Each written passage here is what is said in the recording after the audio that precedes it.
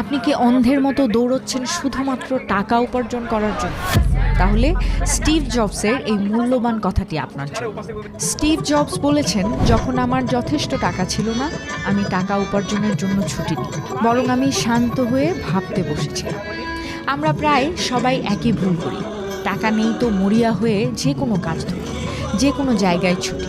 কিন্তু ব্যস্ততা আর কাজ এক জিনিস নয়। সারাদিন দৌড়লেই যে সঠিক দিকে যাচ্ছেন তার কোনো গ্যারান্টি নেই। স্টিভ জবস যা বুঝিয়েছিলেন তা হলো, স্মার্ট কাজ হার্ড কাজের চেয়ে বেশি জরুরি।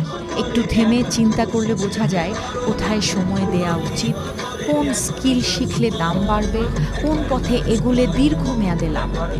অন্ধের মতো দৌড়ানোর চেয়ে একবার থামুন, পরিকল্পনা করুন, নিজের স্ট্রেংথ চিনুন, একটা পরিষ্কার ভিশন তৈরি করুন।